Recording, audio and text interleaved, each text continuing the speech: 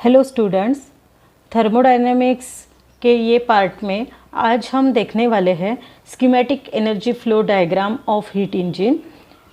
उसकी heat engine की efficiency भी देखने वाले हैं और पीवी डायग्राम भी देखने वाले हैं। लास्ट यानी पार्ट नंबर 10 में हमने देखा था कि व्हाट इज़ हीट इंजन और what are the elements of heat engine and what are the steps followed by the heat engine.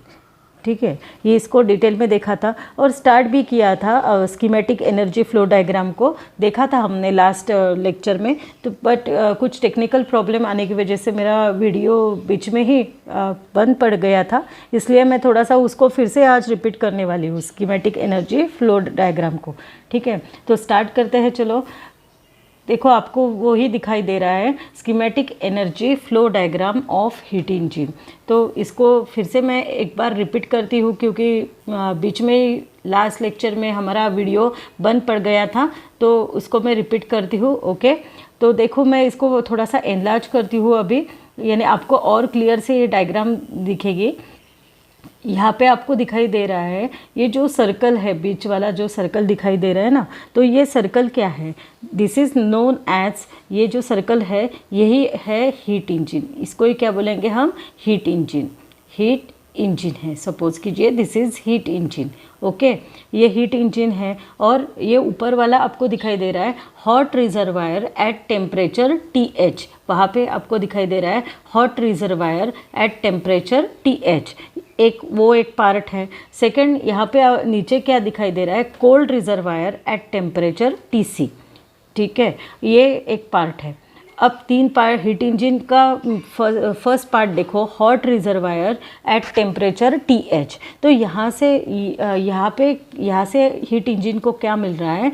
Input मिल रहा है। इनपुट क्या है? अब इनपुट के पास ये ब्रैकेट में आपको QH दिखाई दे रहा है।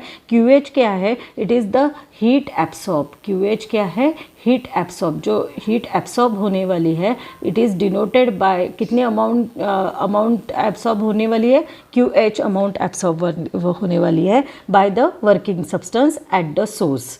ठीक है, तो वर्किंग और वो हीट सोर्स कौन है? Hot reservoir. जैसे हमने पिछले लेक्चर में देखा था कि hot reservoir act as a source, hot reservoir ही सोर्स है। ठीक है, तो वही ये यहाँ पे आपको एरो दिखाई दे रहा है। देखो, ये एरो दिखाई दे रहा है। तो जो हीट मिल रही है हीट इंजन को, वो कहाँ से मिल रही है? हॉट रिजर्वायर से। और यही क्या है अपना? यही है अपना सोर्स। ठीक है, okay.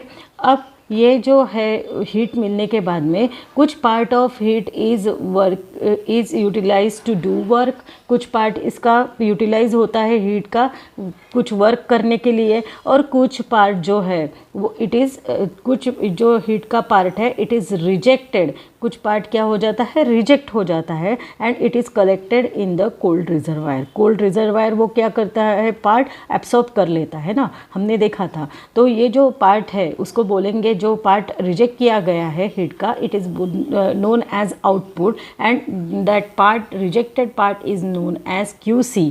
It is denoted by QC। QC क्या है? फिर हीट रिजेक्टेड। QC क्या है? हीट रिजेक्टेड है। Okay, QC is known as heat rejected.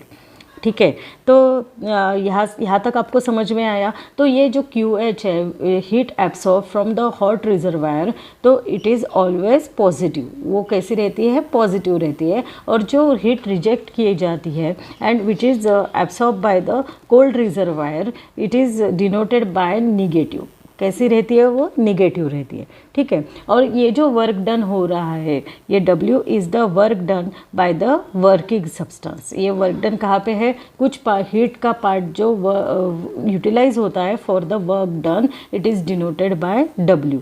ठीक है, और यहाँ पे मैंने पहले बताया कि ये जो सर्कल आपको दिख रहा है, ये सर्कल क्या इंडिकेट करता है? It indicates the heat line. ठीक है, अब ये डायग्राम में आपको ये जो एरो दिखाई दे रहा है, these arrows are known as heat pipelines. उसको क्या बोलेंगे? Heat pipelines.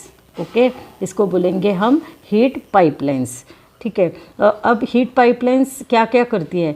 हीट एब्सॉर्ब भी करती है, एब्सॉर्ब करती है फ्रॉम द हॉट रिजर्वायर से, देन रिजेक्ट भी करती है to the cold reservoir, hot reservoir से एब्सॉर्ब करती है, देन कुछ पार्ट उसका रिजेक्ट करती है और वो कहाँ पे जाता है, कोल्ड रिजर्वायर पे, और कुछ पार्ट किसके लिए यूटिलाइज होता है, टू डू वर्क, और इट इज़ कन्वर्ट, कुछ part of heat energy is converted into the work. ये हमने देखा हुआ है। ठीक है, यहाँ तक तो आपको समझ में आया होगा। अब ये विड्थ की तरफ देखो, पाइपलाइन के विड्थ की तरफ। अगर ये अब विड्थ का क्या राज है, हम उसको देखेंगे। अब ये जो हीट पाइपलाइन है, अब पहले तो देखो QH जितने अमाउंट ऑफ हीट के लिए पाइपलाइन की विड्थ देखो, ये विड्थ है। ठीक है, it is proportional to amount of heat absorb at the source, यानी जितनी विड्थ रहेगी ये पाइपलाइन की, उतनी अमाउंट ऑफ हीट एब्सॉर्ब की जाएगी फ्रॉम द सोर्स से एब्सॉर्ब की जाएगी। ठीक है, तो यहाँ पे हम बोल सकते हैं कि QH क्या है, QH is proportional to the amount of heat. QH किससे प्रोपोर्शनल है, amount of heat absorb at the source. Okay, ये है QH। ठीक है, और ये जो विड्थ है, अब ये हो गया हमारा रिजर्वायर की तरफ की जो पाइपलाइन है उसकी तरफ देखो। तो अब आप देखो जो QC कहाँ पे है, आउटपुट, यहाँ पे मैं सब लगे तो ये इरेज कर देती हूँ, यानी आपको फिर से क्लियर हो जाएगा। अब QC की तरफ देखो, QC यानी ये यहाँ पे एरो दिखाया है। ठीक है, तो ये है amount of heat rejected. QC क्या है, अमाउंट ऑफ हीट रिजेक्टेड, और ये रिजेक्टेड है तो वो कैसी रहती है, निगेटिव है, हमने पहले देखा। और ये इनपुट QH कैसा रहता है, पॉजिटिव रहता है। तो अमाउंट ऑफ हीट रिजेक्टेड जो है, it is denoted by QC, and it is this QC is proportional to the magnitude of QC। अब मैग्नीट्यूड ऑफ QC को क्यों है, क्योंकि इट इज़ मॉड भी बोल सकते हो, मॉड ऑफ QC बोलो, mod of magnitude of this mod of QC, यानी यहाँ पे निगेटिव साइन सिर्फ रिजेक्शन ही बताता है। यहाँ पे हम QC को मॉड ऑफ QC करके पॉजिटिव ही कर लेने वाले हैं, of the amount of heat rejected at the sink. Sink कौन है, सिंक यानी हमारा ये कोल्ड रिजर्वायर है। हमको मालूम है सोर्स कौन रहता है, hot reservoir acted as a source, and cold reservoir acts as a sink. ये हमने पिछले लेक्चर में ही देखा हुआ है। ठीक है, तो यहाँ तक समझ में आया कि जो QC है, QC कैसा है, it is proportional to the magnitude of mod QC of the amount of heat rejected at the sink. जो सिंक में जितनी अमाउंट ऑफ हीट रिजेक्ट होती है, ये सिंक यानी यहाँ पे जितनी अमाउंट ऑफ हीट रिजेक्ट होती है, कोल्ड रिजर्वायर पे जितनी अमाउंट ऑफ हीट रिजेक्ट होती है, वो उससे प्रोपोर्शनल रहता है ये QC। ओके, वो है QC। ओके, यहाँ तक समझ में आया। अब जो ब्रांच है, यहाँ पे जो ब्रांच है किस कहा कि जो जहाँ पे वर्क हो रहा है, तो देखो, तो ये जो इसकी जो विड्थ है, ये ब्रांच की, ये यहाँ पे क्या हो रहा है, वर्क हो रहा है। ठीक है, तो ये जो width of the branch of the pipeline है, ये जो पाइपलाइन है, ये it is indicated by W। किससे डिनोट कर रहे हैं हम, W से डिनोट करते हैं। इट इज़ ये जो है, it is the part of the heat which is converted into the mechanical work, यानी कुछ पार्ट ऑफ हीट किस में कन्वर्ट हो गया है, मैकेनिकल वर्क में कन्वर्ट हो गया है। ठीक है, ये पाइपलाइन क्या इंडिकेट करता है, ये width of the pipeline indicates the some part of heat is converted into mechanical work, ये इंडिकेट करता है। यानी ये पार्ट जो है पाइपलाइन का क्या इंडिकेट करता है कि कुछ पार्ट जो है हीट का वो मैकेनिकल वर्क में कन्वर्ट हो गया है। ठीक है, तो ये समझ में आया ना। तो ये जो क्वांटिटीज़ है QH वाली और QC, ये जो क्वांटिटी है, ये क्या रिप्रेजेंट करती है, QH represents heat absorb, QH क्या रिप्रेजेंट करती है, heat absorb, and it is positive, and QC क्या रिप्रेजेंट करती है, heat rejected, and it is denoted by negative during one cycle of operation। एक कंप्लीट साइकिल हो जाती है। हमने लास्ट लेक्चर में ही देखा है लेक्चर नंबर 9 में साइक्लिक प्रोसेस में, तो एक कंप्लीट साइकिल हो जाती है and system returns to its initial state, that is here initial and final state both are same. तो ऐसे अगर कंप्लीट साइकिल यहाँ पे भी हीट इंजन में भी होती है। हमने देखा है कि साइक्लिक प्रोसेस का एग्जाम्पल ही हीट इंजन है, ठीक है। तो ये during one complete cycle QH is always positive and QC is negative, ठीक है। QH indicates the amount of heat absorb and QC indicates the amount of heat rejected, ठीक है। ये समझ में आया। अब ये जो पाइपलाइन है, पाइपलाइन आपको दिखाई दे रहा है कैसी पाइपलाइन है। हम अगर कुछ यानी पानी की पाइपलाइन रहती है या बहुत बड़े मेट्रो सिटीज़ में तो गैस की भी पाइपलाइन रहती है, ठीक है। तो जैसे हमारे कुछ सिटीज़ में सिलेंडर, हम गैस सिलेंडर यूज़ करते हैं, कुकिंग गैस सिलेंडर यूज़ करते हैं, बट बहुत सारे सिटीज़ में वहाँ पे पाइपलाइन रहती है, गैस पाइपलाइन रहती है। वैसे ही यहाँ पे भी गैस पाइपलाइन है और ये गैस पाइपलाइन कहाँ से जॉइंट हुई है हीट इंजन को। Heat engine is denoted by this circle और first it is connected to the heat engine from hot reservoir. कहाँ से कनेक्ट हुई है? हॉट रिजर्वायर से कनेक्ट हुई है। Then some part it is connected to the part of the pipeline that does some work and some part is of heat is rejected. This pipeline is connected to that part, that is to the cold reservoir at temperature TC। यानी एक part hot reservoir को लगाया है, एक part cold reservoir को है और pipeline कैसे जा रही है और कुछ एक पार्ट यानी 3 पार्ट में डिवाइड है, तीसरा पार्ट वर्क के लिए है पाइपलाइन, ठीक है। The pipeline representing the work.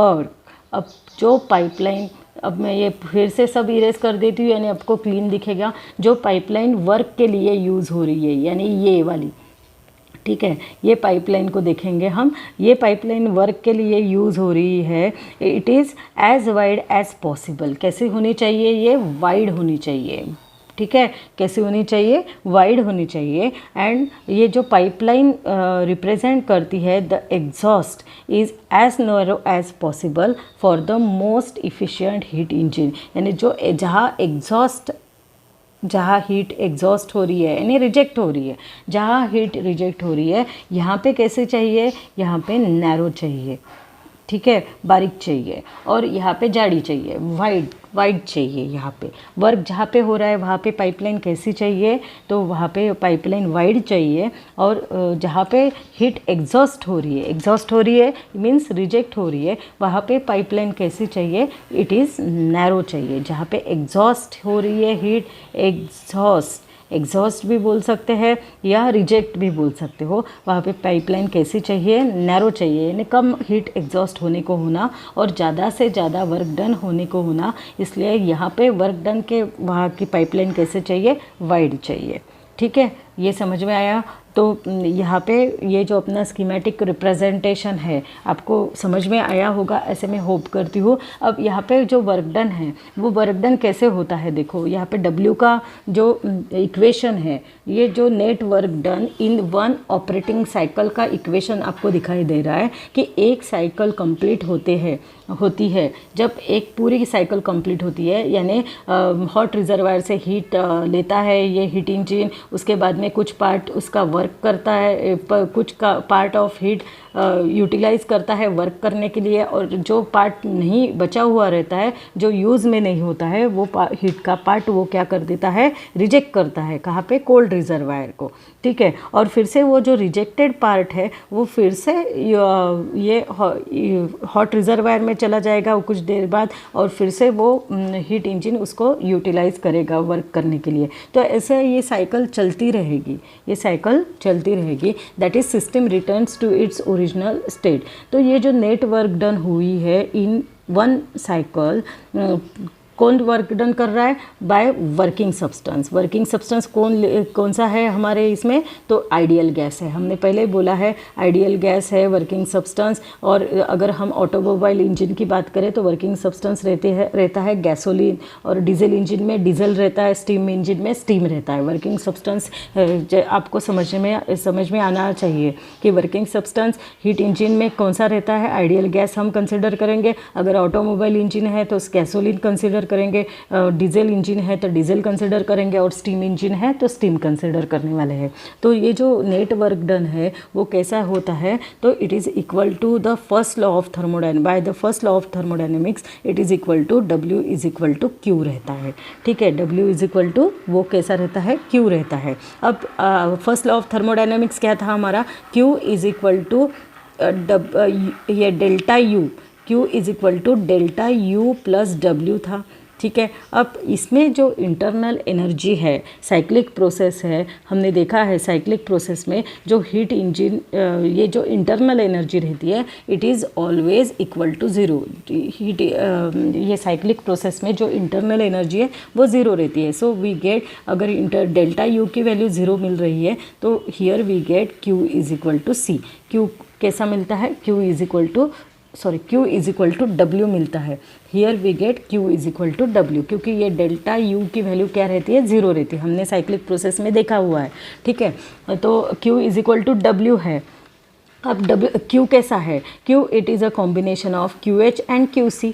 Q कैसा बना हुआ है? QH एंड QC से बना हुआ है। तो here we write W is equal to QH plus QC। अब ये QH प्लस QC क्यों? क्योंकि यहाँ पे तो QC हम निगेटिव बोल रहे हैं ना, QC रिजेक्टेड हीट है और इट इज़ निगेटिव। तो here we use the mod, यहाँ पे हमने मॉड को यूज़ किया है। तो इसीलिए अब ये ऐसा भी है QH प्लस QC भी बोल सकते हैं। अगर if we use mod then we write it as mod of QH minus mod of QC। ठीक है, और अगर बिना मॉड के यूज़ करना है तो it is QH plus QC, ऐसा आ जाएगा वो। ठीक है, समझ में आया? W की वैल्यू कैसी है? तो एक तो QH प्लस QC, नहीं तो QH mod of QH minus mod of QC।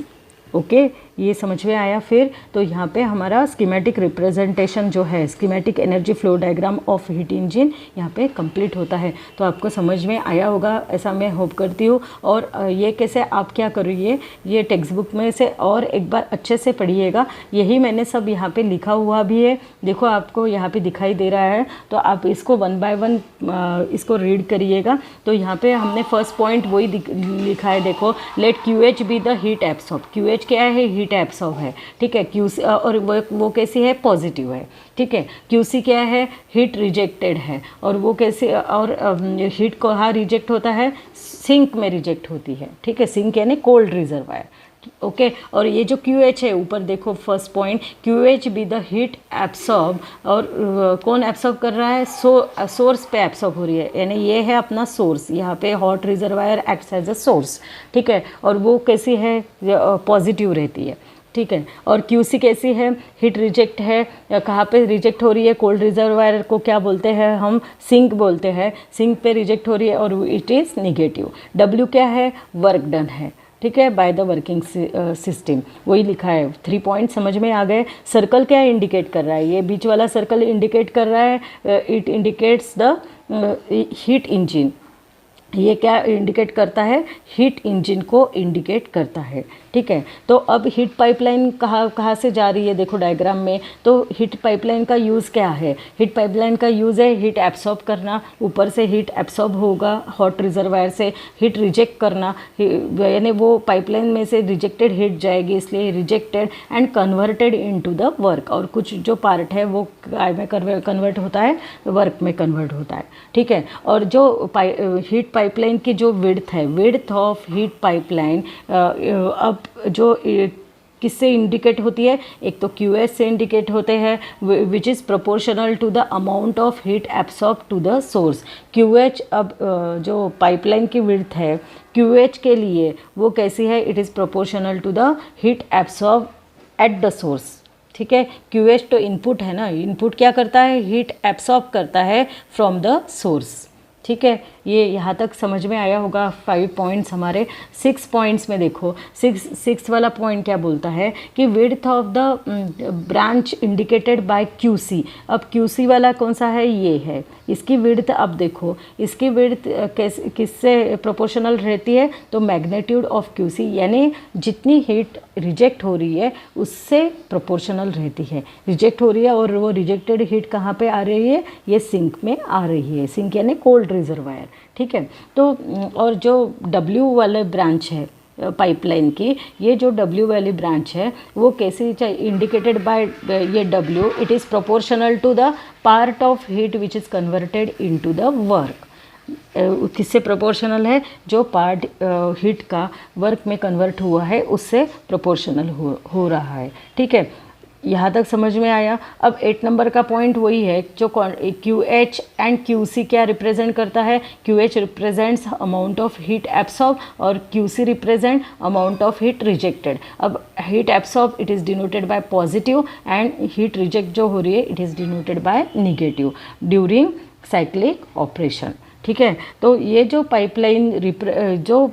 Pipeline work को इंडिकेट करती है वो कैसी चाहिए, इट इज़ वाइडर चाहिए, वाइड चाहिए। कैसी चाहिए, वाइड चाहिए एज पॉसिबल। एंड जो पाइपलाइन रिप्रेजेंट करती है एग्जॉस्ट यानी यहाँ पे रिप्रेजेंटेशन हो रहा है ना, एग्जॉस्ट हो रही है हीट या रिजेक्ट हो रही है, तो ये एग्जॉस्ट होने वाली और हम बोल सकते हैं रिजेक्ट होने वाली जो पाइपलाइन है वो कैसे चाहिए, इट मस्ट बी नैरो। कैसे चाहिए, नैरो चाहिए, यानी वर्क डन ज़्यादा से ज़्यादा होना चाहिए और हीट रिजेक्ट कम होनी चाहिए, ठीक है। So that we say that our heat engine is most efficient. तब हम कह सकते हैं कि हीट इंजन कैसा है, मोस्ट इफ़िशिएंट है, अच्छा काम करने वाला, अच्छा वर्क करने वाला है, इफ़िशिएंट हीट इंजन है। कब बोल सकते हैं हम heat engine is most efficient, when the pipeline representing the work it is wide than the pipeline representing the exhaust। वो कैसा रहना चाहिए, एग्जॉस्ट वाली पाइपलाइन कैसी होनी चाहिए, इट इज़ नैरो, ठीक है, नैरो होनी चाहिए। और जो पाइपलाइन वर्क करने वाली है वो वर्क वाली पाइपलाइन कैसी होनी चाहिए, वाइड होनी चाहिए। तो अगर ऐसा है तो वी से दैट जो हीट इंजन है वो कैसा रहेगा, इट इज़ मोस्ट इफ़िशिएंट। कैसा रहेगा, मोस्ट इफ़िशिएंट रहेगा, ठीक है। तो ये समझ में आया।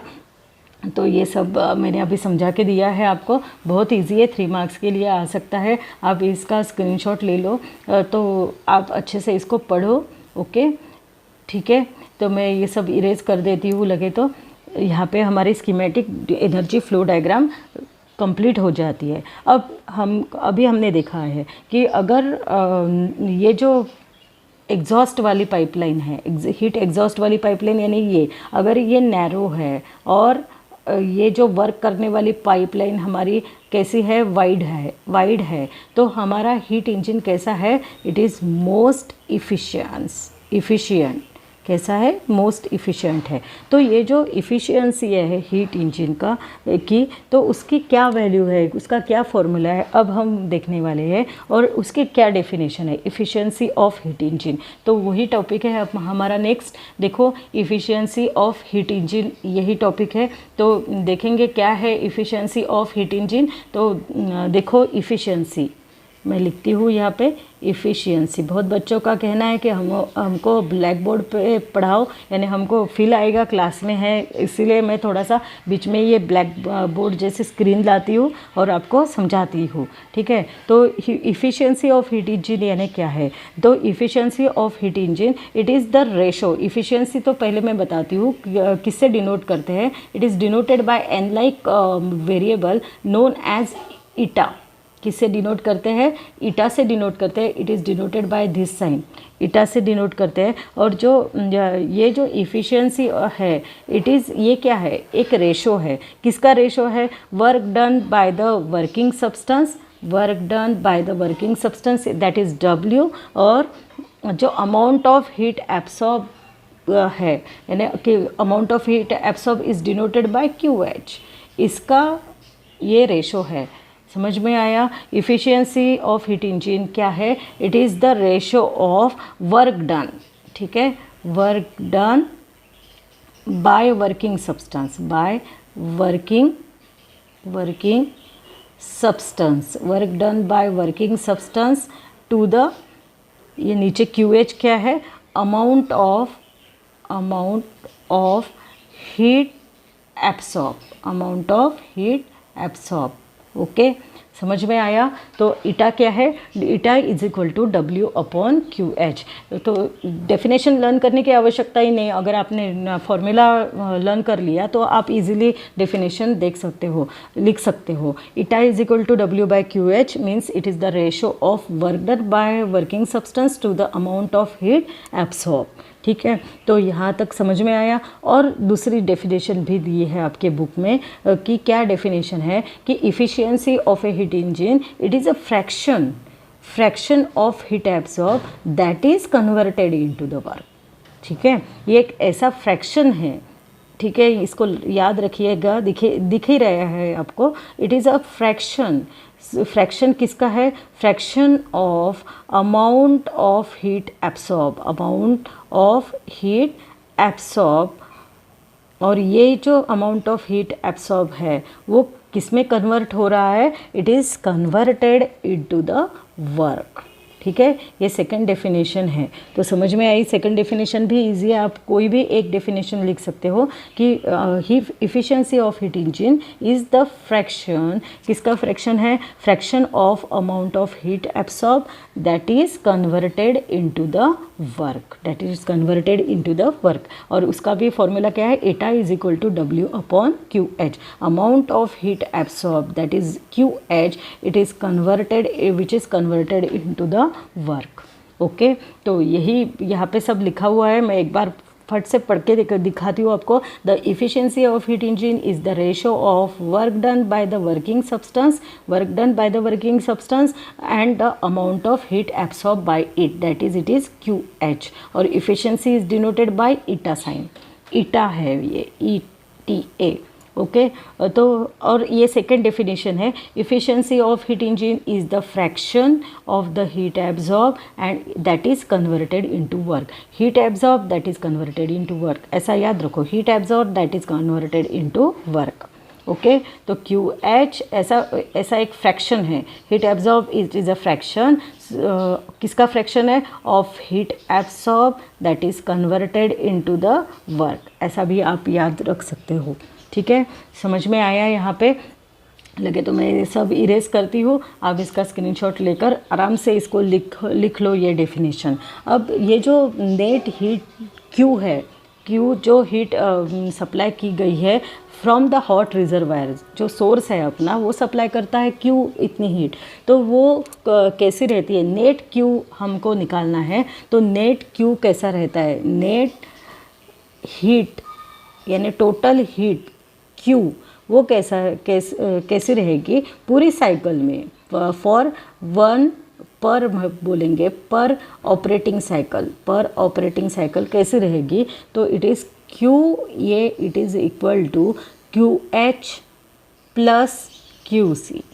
ठीक है, जितनी अमाउंट एब्सॉर्ब हुई है प्लस जितनी अमाउंट रिजेक्ट हुई है, ये टोटल अमाउंट ऑफ Q है। ठीक है, अगर अब हम साइन अगर देते हैं, क्योंकि हमको मालूम है कि जो अमाउंट ऑफ हीट एब्सॉर्ब हुई है it is denoted by positive sign, और जो हीट रिजेक्ट हुई है ये कौन सी है, रिजेक्ट वाली है, ये रिजेक्टेड हीट है, और ये जो है ये कौन सी है, एब्सॉर्ब वाली है, दिस इज़ एब्सॉर्ब। तो ये जो है ये निगेटिव रहती है, रिजेक्टेड वाली। तो in terms of mod we write it as, ऐसा भी आप लिख सकते हो, ये भी राइट है, या आप ये ऐसा भी लिख सकते हो, Q is equal to mod of QH minus mod of QC। Okay, ये भी दूसरा फॉर्मूला याद रखना है आपको। ठीक है, ये दोनों भी राइट है, दोनों भी लिख सकते हो आप। और अब जो नेट वर्क डन है, अब फर्स्ट लॉ ऑफ थर्मोडायनेमिक्स हमने देखा हुआ है। फर्स्ट लॉ ऑफ थर्मोडायनेमिक्स क्या बोलता है, Q is equal to delta U plus W। Okay, तो यहाँ पे साइक्लिक प्रोसेस है, ये हमने देखा हुआ है कि साइक्लिक प्रोसेस में डेल्टा U की वैल्यू क्या रहती है, 0 रहती है। So we get Q is equal to W मिलता है। ठीक है, ये पूरा ज़ीरो हो जाएगा, तो we get Q is equal to W। तो W की वैल्यू कैसी रहेगी, that is W is equal to Q, और ये Q की वैल्यू तो आपके पास में ही है। Q की वैल्यू आप क्या लिख सकते हो, ऊपर की भी लिख सकते हो या नीचे की भी लिख सकते हो, या ये भी लिख सकते हो। आपके बुक में ये लिख के दिया है minus Q mod of QH minus mod of QC। Okay, ये समझ में आया। या QH is the amount of heat absorb और minus QC is amount of heat rejected. ठीक है, यहाँ तक आपको समझ में आया। तो इफ़िशियंसी ऑफ हीट इंजन में अब इसको लिखेंगे हम। थोड़ा सा मैं इसको इरेज कर देती हूँ, यानी जगह मिल जाएगी। तो इफ़िशियंसी ऑफ हीट इंजन जो है वो कैसे डिनोट करते हैं, देखो इट इज़ डिनोटेड बाय, एक minute, it is denoted by eta is equal to W upon QH, W upon QH। अब W आपके पास में है, W की वैल्यू क्या है, W की वैल्यू है, आप ये भी लिख सकते हो, मैंने जैसे बोला Q मॉड वाले भी लिख सकते हो, या आप W की वैल्यू ये भी लिख सकते हो, W is equal to QH plus QC भी लिख सकते हो। ठीक है, अब हमने अगर W की वैल्यू QH प्लस QC अगर लेते हैं, तो यहाँ पे मैं लिखती हूँ W की value QH plus QC divided by QH। तो अगर डिनोमिनेटर सेपरेट करते हैं, it is QH upon QH plus QC upon QH। तो we get this is equal to 1 plus QC upon QH। ठीक है, ये हो गया ईटा की value. Eta is equal to 1 plus QC upon QH। ये भी हो सकता है, या मॉड में अगर आपको चाहिए तो मॉड में भी आप लिख सकते हो कि eta is equal to 1 minus mod of QC plus QC upon QH। ये भी एक फॉर्मूला है ईटा का। ठीक है, समझ में आया। This is the efficiency of heat engine. ये क्या है, efficiency of heat engine, that is eta is equal to 1 plus QH upon QC। अगर बिना मॉड के लिखना है तो प्लस लिखना पड़ेगा आपको, और विथ मॉड लिखना है तो माइनस है, ये याद रखिएगा। Eta is equal to 1 plus QC upon QH, mod की साइन नहीं है, it is equal to 1 minus mod of QC upon QH। ठीक है, समझ में आया। तो अब यहाँ पे जो यूनिट क्या रहेगा, देखो यूनिट क्या रहेगा, इफ़िशियंसी का यूनिट क्या रहेगा। तो W का यूनिट है जूल, क्योंकि वर्क डन है, और ये भी heat amount of heat which is absorb, amount of heat है, इट इज़ ऑल्सो जूल। तो जूल अपॉन जूल है। सो जो इफ़िशियंसी है इट हैज़ नो यूनिट, कुछ भी कैंसिल हो जाएगा ना, तो इट हैज़ नो यूनिट, कुछ भी यूनिट नहीं रहेगा, ये याद रखिएगा। कुछ भी यूनिट नहीं रहेगा, तो क्योंकि it is the ratio of same quantity, same unit वाले क्वांटिटी का ही रेशो है, so it has no unit. ठीक है, समझ में आया। तो यहाँ पे आपको दिखाई दे रहा है सब, ये तो हमने डेफिनेशन देखी है, ये अभी मैंने जो लिया है वो यहाँ पे आपको दिखाई दे रहा है कि जो टोटल Q है वो कैसा है, Q is equal to QH plus QC, ये भी हो सकता है, और it is equal to Q mod अगर लिखते हैं तो माइनस लिखना पड़ेगा, याद रखिएगा, ये mod of QH minus QC। और जो नेट वर्क डन है वो कैसा रहता है, W is equal to Q, first law of thermodynamics मैंने बोला था, Q is equal to delta U plus W रहता है, डेल्टा U की वैल्यू 0 रहती है, so here we get Q is equal to W, that is W is equal to Q, therefore QH। अब ये वैल्यू लिखी है, Q की वैल्यू यहाँ पे आएगी, ये 2 को यूज़ करेंगे हम, as process is cyclic delta U is equal to 0 मैंने लिख के रखा है ये। ठीक है, तो ये 2 और 3 को यूज़ करके हम इफ़िशियंसी को लिखेंगे, efficiency eta is equal to W upon QH is equal to 1 plus, अगर प्लस लिखना है तो बिना मॉड के लिखिएगा, QC अपॉन QH कैसा आया मैंने बताया है अभी आपको, और अगर मॉड का लिखना है तो माइनस आएगा वहाँ पे, minus mod of QC upon QH। It is the ratio of same quantities, therefore it has no unit, क्योंकि ऊपर का भी जूल है, W वर्क का भी यूनिट जूल है, और हीट का भी यूनिट जूल है, तो दोनों कैंसिल हो जाते हैं, so it has no unit. ठीक है, तो ये इफ़िशियंसी समझ में आई, 2 मार्क्स के लिए ये आ सकता है क्वेश्चन। ओके, तो define efficiency and what is the formula for efficiency, तो आपको ये सब लिखना पड़ेगा। ठीक है, तो अब यहाँ पे हम देखेंगे, जो अगर एक कंप्लीट साइकिल होती है, ठीक है। अब पहला इफ़िशियंसी पूरे कंप्लीट हो गया है हमारा। ठीक है, तो एक ये इम्पोर्टेंट नोट है आपके एमसीक्यू के लिए भी इम्पोर्टेंट है कि जो अगर ये साइकिल हमने अभी देखा कि this is cyclic process, heat engine कैसे साइक्लिक प्रोसेस किया, ए से स्टार्ट हो गया तो ये फिर से ए को ही वापस आने वाला है, यानी ए और बी जो फाइनल और इनिशियल स्टेट है वो कैसे रहेगी, एक ही रहेगी, सेम ही रहेगी। तो इसको क्या बोलते हैं, ऑपरेटिंग सिस्टम, ऑपरेटिंग साइकिल, इसको क्या बोलेंगे हम, ऑपरेटिंग साइकिल। ठीक है, तो ये साइकिल ऑटोमोबाइल इंजन के लिए, फॉर ऑटोमोबाइल इंजन के लिए ये अगर रिपीटेशन ऑफ ऑपरेटिंग साइकिल ये रहती है तो कितने बार ये रिपीटेशन हो रहा है, तो it is indicated by RPM in automobile engine के लिए ही खास। ठीक है, ऑटोमोबाइल हमारे गाड़ी में भी हम आरपीएम से काउंट करेंगे। आरपीएम मीन्स क्या है, RPM means it stands for revolutions पर मिनट, यहाँ पे आपको दिखाई दे रहा है रिवॉल्यूशंस पर minute, RPM stands for revolution पर minute. So the number of repetitions, देखो मैं पढ़ती हूँ, the number of repetitions of operating cycles of an operating cycle, समझ में आया ना, तो ये बार बार रिपीट होगी ये प्रोसीजर, तो ऑपरेट साइकिल रिपीट होगी ये, तो operating cycle of an automobile engine, for automobile engine के लिए है ये, याद रखिएगा, इज इंडिकेटेड बाय आरपीएम, और RPM means R stands for revolutions, P means per और एम मीन्स मिनट। ठीक है, रिवॉल्यूशंस पर मिनट। ओके, ये समझ में आ गया, तो इसको मैं सब इरेज कर देती हूँ, आप इसको भी याद रखिएगा, इसको भी राइट डाउन करिएगा। ठीक है, तो इसके बाद में अब हमने अभी तक बहुत बार पीवी डायग्राम्स देखी है, तो हीट इंजन की पीवी डायग्राम बहुत इंपॉर्टेंट है, उसमें साइक्लिक एक लूप आता है, कंप्लीट लूप आएगा, तो उसको देखेंगे, बहुत ही इम्पॉर्टेंट है ये, the heat engine cycle and the PV diagram, very very important है ये पीवी डायग्राम, तो आती है और इसका कंसेप्ट समझ लो, ये कंसेप्ट अगर समझ में आता है तो बहुत इसमें यूज़ होता है, आगे भी हमको ये यूज़ करना है।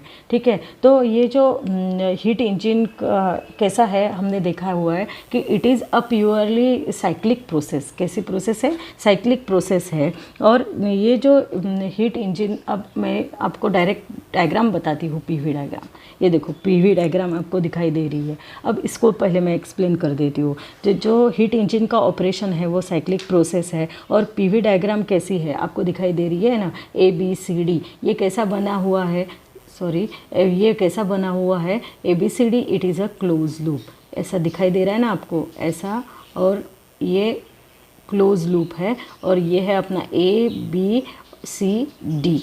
ठीक है, it is a close loop है, और जो एरिया ऑफ द लूप है, ये एरिया लूप का जो एरिया है वो रिप्रेजेंट क्या करता है, it represent W. W means क्या है, वर्क डन, क्या रिप्रेजेंट करता है, वर्क डन रिप्रेजेंट करता है फॉर वन साइकिल, और फॉर कंप्लीट साइकिल के लिए वो वर्क डन रिप्रेजेंट कौन करता है, कंप्लीट साइकिल के लिए वर्क डन रिप्रेजेंट कौन करता है, तो एरिया अंडर द लूप, ये एरिया जो है लूप में का जो एरिया है वो रिप्रेजेंट करता है work done during one complete cycle. ठीक है, ये यहाँ तक समझ में आया। अब जो हीट इंजन है वो क्या करता है, पहले तो फिर से हम जाएंगे, पहले क्या करता है, एनर्जी एब्सॉर्ब करता है। ठीक है, फर्स्ट वो क्या करेगा, एनर्जी एब्सॉर्ब करेगा, एनर्जी बोलो या हीट एब्सॉर्ब करेगा। ठीक है, फिर क्या करता है, फिर वर्क करता है। ठीक है, कुछ पार्ट जो हीट का यूटिलाइज करता है फॉर वर्क करने के लिए, और फिर कुछ पार्ट क्या करता है, वो रिजेक्ट करता है। ठीक है, रिजेक्ट करता है हीट का, जो वर्क न करने वाला पार्ट को वो क्या करता है, रिजेक्ट करता है। दैट इज़ हीट जो है एक पार्ट में एब्सॉर्ब हो जाती है, और फिर वर्क डन होता है दूसरे पार्ट में, और तीसरे पार्ट में जो अनयूज़ यानी जो यूज़ न होने वाली हीट है वो क्या हो जाती है, रिपीट हो जाती है। ठीक है, ऐसे 3 पार्ट में हीट इंजन काम कर रहा है। ये तो समझ में आया ना आपको, 3 पार्ट में हीट इंजन काम कर रहा है अपना, ये समझ में आया। तो अब ये जो साइकिल है ये स्टार्ट कहाँ से होती है? Cycle starts from the point A. Cycle कहाँ से स्टार्ट हो रही है? ये पॉइंट ए से स्टार्ट हो रही है, ठीक है। अब ए पे आप देखो, ये पीवी डायग्राम है, यानी एक्स एक्सिस पे क्या है? एक्स एक्सिस पे है वॉल्यूम, और वाई एक्सिस पे क्या है? वाई एक्सिस पे है प्रेशर। ओके, ये तो हमको मालूम है। अब ए पॉइंट्स से स्टार्ट हो रही है अपनी साइकिल, यहाँ से स्टार्ट हो रही है। तो जो वर्किंग सब्सटेंस ए पे क्या करता है? पहला हमने अभी देखा कि first step is absorb the heat, second step work for part of heat से वर्क करेगा, थर्ड स्टेप क्या है? जो हीट काम में नहीं है उसको वो रिजेक्ट करेगा, ठीक है। ये 3 पार्ट में काम करता है हीट इंजन। तो अब ए चालू हो गया, ए पार्ट पे वो क्या करेगा? एब्सॉर्ब द हीट, ठीक है। और यहाँ पे वॉल्यूम कैसा रहेगा? Volume is constant. एक पार्ट के टाइम ए के लिए वॉल्यूम कैसा दिखाई दे रहा है आपको? वॉल्यूम कांस्टेंट दिखाई दे रहा है। वॉल्यूम कैसा है? कांस्टेंट है, ठीक है। अब यहाँ पे कुछ वर्क हो रहा है क्या? कुछ भी वर्क नहीं हो रहा है, सिर्फ हीट एब्सॉर्ब कर ली, ठीक है। फिर क्या होगा? प्रेशर इंक्रीज हो रहा है, प्रेशर ऊपर जा रहा है, यानी इंक्रीज हो रहा है। एरो देखिए, प्रेशर ये side Y axis vertical line pressure की है, हॉरिजॉन्टल लाइन वॉल्यूम की है, याद रखिएगा। वर्टिकल है प्रेशर की और हॉरिजॉन्टल है वॉल्यूम के लिए, ठीक है। तो वर्टिकल लाइन यानी प्रेशर की, प्रेशर रिमेंस, प्रेशर कैसा हो रहा है? प्रेशर गोज ऑन इंक्रीजिंग, ठीक है। प्रेशर इंक्रीज हो रहा है, और कहाँ तक इंक्रीज होगा? जब हमको बी पॉइंट मिलता है तब तक के प्रेशर इंक्रीज होगा, ठीक है। बी के तरफ हम पहुँचते हैं तो जो टेम्परेचर और गैस का टेम्परेचर भी क्या हो जाएगा? इंक्रीज हो जाएगा इस वजह से, और इसलिए उसकी इंटरनल एनर्जी भी बढ़ जाएगी। गैस का जो टेम्परेचर है, टेम्परेचर बी पॉइंट के लिए temperature of the gas and internal energy it is denoted by delta U, it is दोनों भी क्या हो जाएंगे? इंक्रीज हो जाएंगे ये पॉइंट पे, इंक्रीजेस, ठीक है। ये हो गया। अब यहाँ पे इंक्रीज, टेम्परेचर इंक्रीज होने की वजह से यहाँ ये बी पॉइंट पे गैस क्या होने शुरुआत होगा? Gas expands. गैस एक्सपांड होगा, तो गैस एक्सपांड होगा तो इट पुशेज द पिस्टन। हमने देखा है कि सिलेंडर में गैस भरा हुआ अगर रहता है, और यहाँ पे भी गैस हम कंसिडर करने वाले हैं, हीट इंजन में हमने गैस ही कंसिडर किया है और उसको पिस्टन लगाया हुआ है ऐसा कंसिडर किया है। आइडियल हीट इंजन में हम आइडियल गैस कंसिडर कर रहे हैं, और अगर यहाँ पे टेम्परेचर इंक्रीज़ हो रहा है बी पॉइंट पे, और इंटरनल एनर्जी भी इंक्रीज़ हो रही है, तो गैस क्या हो रहा है? एक्सपांड हो रहा है गैस। सो हियर वॉल्यूम, अब पिस्टन क्या हो रहा है? मूव हो रहा है, ठीक है। तो पिस्टन मूव हो रहा है, दैट इज़ यहाँ पे वॉल्यूम, गैस एक्सपांड हो रहा है, यहाँ पे आपको दिखाई दे रहा है। तो वॉल्यूम क्या हो रहा है? वॉल्यूम भी इंक्रीज़ हो रहा है। अब वॉल्यूम इंक्रीज़ हो रहा है, गैस एक्सपांड हो रहा है, और वॉल्यूम भी चेंज हो रहा है from B to point C. Point B से पॉइंट सी तक जाते समय वॉल्यूम कैसा हो रहा है? देखो, बी का वॉल्यूम यहाँ पे है और सी का वॉल्यूम यहाँ पे है, ठीक है। तो वो कैसा हो रहा है? It increases because gas expands, ठीक है। और प्रेशर कैसा हो रहा है? प्रेशर अब नीचे से बी से सी तक जा रहा है, तो फिर से प्रेशर ऐसा नीचे आ रहा है, तो प्रेशर क्या होगा? प्रेशर रिड्यूस होगा या प्रेशर डिक्रीज़ हो जाएगा, ठीक है। और गैस क्या करेगा? गैस अब यहाँ पे वर्क करने वाला है। बी टू सी पार्ट में ही गैस क्या कर रहा है? यानी वर्क कर रहा है, वो पिस्टन को मूव कर रहा है, वर्क कर रहा है, ठीक है। तो gas does work in this part of the cycle. क्या ये पार्ट में, बी टू सी पार्ट में गैस क्या करने वाला है? वर्क कर रहा है, ठीक है। ये समझ में आया।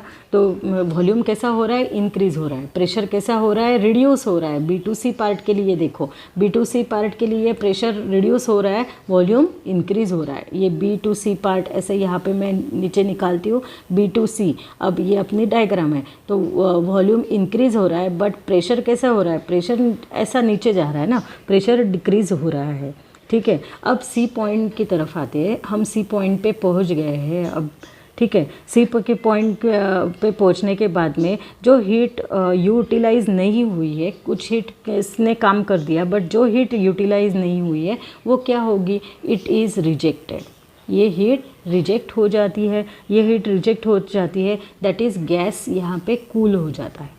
ठीक है, गैस कूल हो जाता है और जो इंटरनल एनर्जी है वो भी डिक्रीज़ हो जाती है। और अगेन यहाँ पे आप देखोगे वॉल्यूम कैसा है, एक ही वॉल्यूम है, तो यहाँ पे वॉल्यूम इज़ कांस्टेंट। और जो प्रेशर ऑफ द गैस कैसा है, फिर से ऐसा है ना, वो ऐसे वर्टिकल लाइन है, तो प्रेशर ऑफ द गैस फिर से कैसा है, एरो ये नीचे साइड जा रहा है, तो प्रेशर क्या हो रहा है, अगेन प्रेशर डिक्रीज़ हो रहा है। प्रेशर क्या हो रहा है, ये सी एंड डी के लिए प्रेशर डिक्रीज़ हो रहा है। ठीक है, ये समझ में आया। हम पहुंच गए हैं अब पॉइंट डी की तरफ। डी यानी सी टू डी आते समय गैस कूल हो जाएगा, कुछ पार्ट ऑफ हीट रिजेक्ट हो रही है, इसलिए यहाँ पे लिखा है हीट रिजेक्टेड। को सी टू डी में हीट रिजेक्ट हो रही है, गैस कूल हो गया है, और वॉल्यूम कैसा है, वॉल्यूम भी कांस्टेंट है, बट प्रेशर कैसा है, प्रेशर नीचे की तरफ एरो है, प्रेशर डिक्रीज़ हो रहा है। ठीक है, और हम पहुंच गए हैं डी पॉइंट पे। अब डी पॉइंट पे कूल होने के लिए, कूल हो गया गैस, कूल हॉट रहता है तो एक्सपांड होता है, कूल होता है तो गैस कॉम्प्रेस हो जाता है। गैस कॉम्प्रेस होने की वजह से अब उसका वॉल्यूम डिक्रीज़ हो रहा है। वॉल्यूम डिक्रीज़ हो रहा है यानी गैस अब देखो ऐसा जा रहा है ना, तो ऐसा जा रहा है, ए की तरफ जा रहा है, तो यानी वॉल्यूम ऐसा उल्टा डिक्रीज़ हो रहा है। ए पॉइंट का वॉल्यूम ये यहाँ पे है और बी डी का ये है। सपोज यहाँ पे V2 है और यहाँ पे V4 है, तो गैस फिर से V4 टू V2 आ रहा है, यानी वॉल्यूम क्या हो रहा है, कूल होते समय वॉल्यूम डिक्रीज़ होगा, एक्सपांड होते हो समय वॉल्यूम इंक्रीज़ होता है। वॉल्यूम डिक्रीज़ हो रहा है D टू A जाते समय, बट यहाँ पे कैसे जा रहे हैं, हम ऊपर जा रहे हैं, ऊपर जा रहे हैं, यानी प्रेशर कैसे हो रहा है, फिर से इंक्रीज़ हो रहा है। ठीक है, ये चेंज कंटिन्यू रहता है जब तक we reach at point, again at point A. हम फिर से पहुंच गए हैं पॉइंट ए की तरफ। ठीक है, और the cycle is complete and the system is ready for the next cycle. A के तरफ पहुंचते ही हमारी साइकिल कंप्लीट हो रही है और फिर से सिस्टम रेडी हो रही है फिर से एक साइकिल बनने के लिए, साइकिल चलाने के लिए। ठीक है, तो यहाँ पे ए की तरफ पहुँचते ही हमारी साइकिल कंप्लीट हो जाती है पहली वाली, और system again ready to for the next cycle. ठीक है, समझ में आया। तो अगर ये फिर से आपको पहले तो एक बार रीड करो इसको, और फिर से मेरा ये जो वीडियो है आप पहले से यहाँ ये जो पीवी डायग्राम का पार्ट है लगे तो फिर से रिवाइंड करो, यानी आपको फिर से, यानी मैं अभी रिपीट नहीं करती हूँ, आपको फिर से ये पार्ट समझ में आएगा। ठीक है, समझ में आया। तो देखो ये मैं पूरा इरेज कर देती हूँ लगे तो, ये समझ में आया। ए टू, अब झट से हम बात करते हैं फिर से। A is a starting point है, ए और बी का पॉइंट देखेंगे, A to B.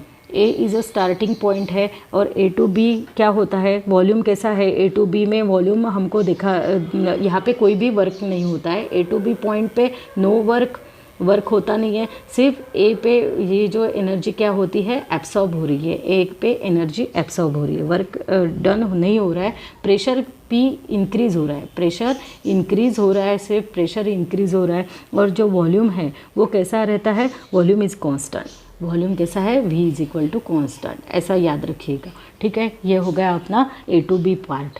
A to B part diagram में एरो ऐसा है। अब बी टू सी पार्ट में क्या होता है, ये बी पार्ट, ये C, B to C part. B to C part में क्या हो जाता है कि अगेन गैस एक्सपांड हो रहा है, गैस एक्सपांड होता है तो internal energy increase, temperature increase, so volume increases. यहाँ पे वॉल्यूम इंक्रीज़ हो रहा है, वॉल्यूम इंक्रीज़ हो रहा है, और प्रेशर जैसा है वो डिक्रीज़ हो रहा है, पी डिक्रीज़ हो रहा है। ठीक है, ये बी टू सी पॉइंट के लिए। ठीक है, और गैस क्या करेगा, यहाँ पे बी टू सी बहुत इंपॉर्टेंट पार्ट है, यहाँ पे ही वर्क होने वाला है, यही इंपॉर्टेंट पार्ट है, यही यहाँ पे ही क्या होने वाला है, वर्क होने वाला है।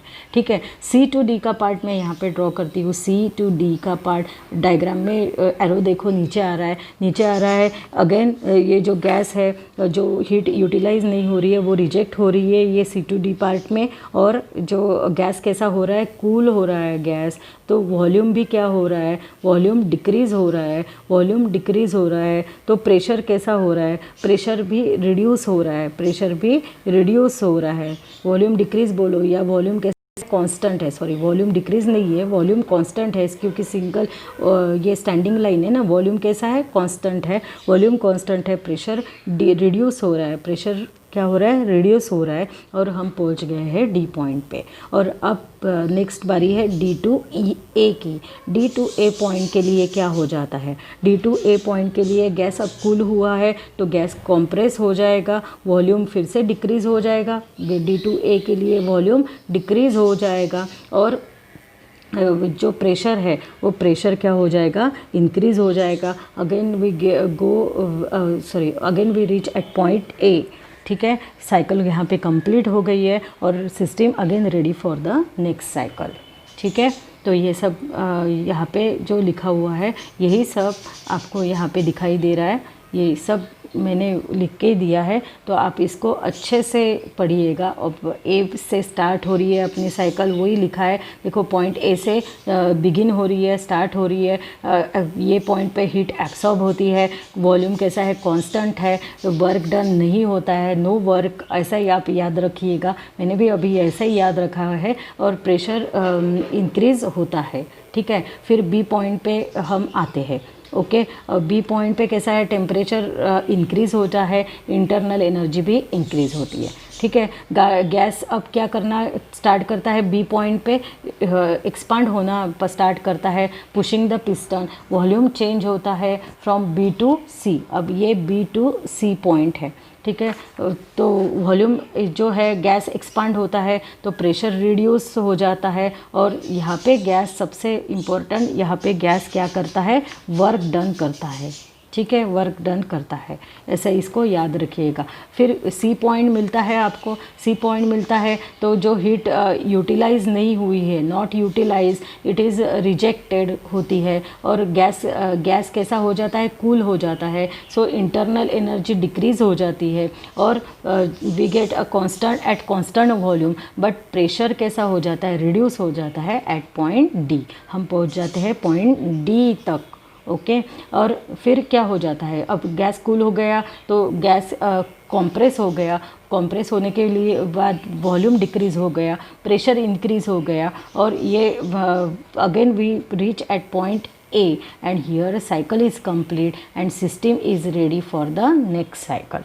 ओके, ये सब मैंने वैसे ही बोला है, जैसे बताया है वैसे लिखा हुआ है यहाँ पे। ओके, तो इसका भी आप स्क्रीनशॉट ले लो। ये मैं से सब इरेज कर लेती हूँ, यही अपनी नोट्स है, तो इसका स्क्रीनशॉट ले लो, आप अच्छे से इसको रीड करो, बहुत इंपॉर्टेंट है ये। ओके, उसके बाद में ये पीवी डायग्राम का क्या यूटिलाइजेशन है, क्या उपयोग है, क्या यूज़ है, इम्पोर्टेंस क्या है, उसको देखेंगे। बहुत ईजी है, आप पढ़ भी सकते हो। ये एक्चुअली लेने की आवश्यकता नहीं थी पर अपनी बुक में है इसलिए मैं ले रही हूँ। आ सकता है right the importance of PV diagram in the study of heat engine, 2 marks के लिए आ सकता है, इसलिए मैं इसको ले रही हूँ। फटाफट मैं ऐसे ही आपको समझा देती हूँ। The PV diagram is a visual tool, आपको दिखाई दे रहा है, विजुअल टूल है to study the heat engine. Heat engine को स्टडी करने का एक अच्छे से दिखाई देने वाला एक विजुअल टूल है। ठीक है, study of the PV diagram help us understand the behaviour of 3 state variables of A gas through out the operational cycle. अब स्टेट वेरिएबल्स कौन से हैं, P V T R the state variables. हमने देखा हुआ है कि इसका बिहेवियर कैसा है, जैसे प्रेशर इंक्रीज़ होता है, वॉल्यूम डिक्रीज़ होता है, वॉल्यूम इंक्रीज़ होता है, टेम्परेचर इंक्रीज़ होता है। ये जो हम बोल रहे हैं ये कहाँ से बोल रहे हैं, पीवी डायग्राम से बोल रहे हैं। अगर ये ऐसा दिख रहा है आपको तो हम बोलते हैं वॉल्यूम कांस्टेंट, ऐसा चढ़ रहा है तो volume increases, volume decreases, pressure increases. तो ये सब कौन हमको बता रहा है, ये पीवी डायग्राम बता रहा है through out the operational cycle. ठीक है, ये समझ में आया। The operation of heat engine कैसा है, ये तो बहुत बार मैंने बोला, साइक्लिक प्रोसेस है। ठीक है, therefore PV diagram is close loop. PV diagram हमने अभी देखी है, कैसी है पीवी डायग्राम, ये ए से स्टार्ट होती है, ए टू बी जाती है, फिर बी टू सी वर्क करती है। यहाँ पे मेन इंपॉर्टेंट पार्ट है B to C, again C to D आता है और डी टू ए वापस चला जाता है। ठीक है, ये कैसा है, this is a close loop. और जो area under this close loop, ये क्या डिनोट करता है, work done during 1 complete cycle. 1 complete cycle work done indicate करता है।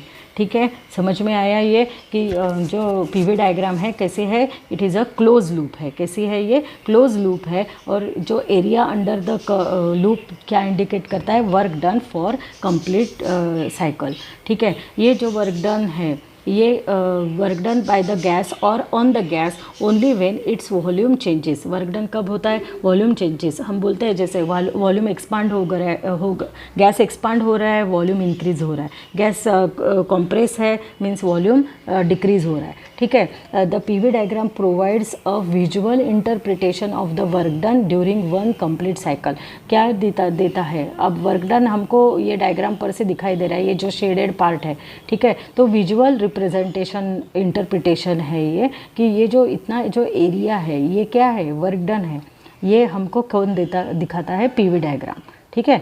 Similarly the internal energy of the gas depends upon its temperature. Internal energy किसके ऊपर डिपेंड रहती है? टेम्परेचर पे। Hence PV diagram along with the temperature calculated from ideal gas law determines the changes in the internal energy of the gas. अब हमने अभी बोला कि पीवी डायग्राम क्या दिखाता है? तो स्टेट वेरिएबल में चेंजेस दिखाता है।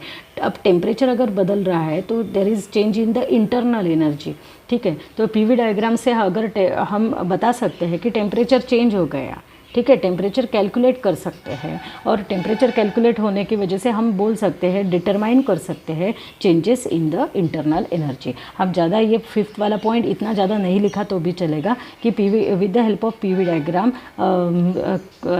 Temperature is calculated and from the temperature we can determine the changes in the internal energy of the gas. इतना भी आप बोल सकते हो। ठीक है, समझ में आया? अब ये पीवी डायग्राम क्या हेल्प करता है? Help us analyse the performance of any heat engine. यानी इसके वजह से हम बोल सकते हैं हाँ B2C वर्क डन हो रहा है, यानी उसका परफॉर्मेंस हमको समझ में आ रहा है कैसा है वर्क डन। उसकी जो वैल्यूज़ रहती है ग्राफ में, उसके ऊपर से सब समझ में आता है। जो एरिया अंडर द कर्व है उसके ऊपर से हम एरिया अगर निकालते हैं तो जो वैल्यू आती है, तो वर्क डन कितना हुआ हम पीवी डायग्राम से डिटरमाइन कर सकते हैं। So we say that PV diagram help us analyse the performance of heat engine. कैसा परफॉर्मेंस है हीट इंजन का, वो एनालाइज करने के लिए भी पीवी डायग्राम यूज़फुल है। Which uses a gas as its working substance. क्या यूज़ होता है यहाँ पे? हीट इंजन क्या यूज़ कर रहा है? गैस यूज़ कर रहा है एज इट्स वर्किंग सब्सटेंस। ठीक है, समझ में आया? यहाँ पे पूरा अपना हीट इंजन कंप्लीट हो जाता है। इसको अच्छे से पढ़ो। ये सब इरेज करती हूँ, यही नोट्स है अपने, इसको अच्छे से पढ़िएगा आप। बहुत इजी है ये समझा देने की आवश्यकता नहीं थी, फिर भी मैंने समझाया। तो यहाँ पे अपने हीट इंजन कंप्लीट हो जाता है। आगे नेक्स्ट लेक्चर में हम रेफ्रिजरेटर देखने वाले हैं, रेफ्रिजरेटर्स एंड हीट पम्प्स को। बहुत इंपॉर्टेंट पार्ट है। ओके, आज के दिन इतना ही करते हैं। अगले लेक्चर में फिर से मिलेंगे, रेफ्रिजरेटर को देखेंगे और हीट पम्प्स को। तब तक के लिए bye, have a good day. Thank you.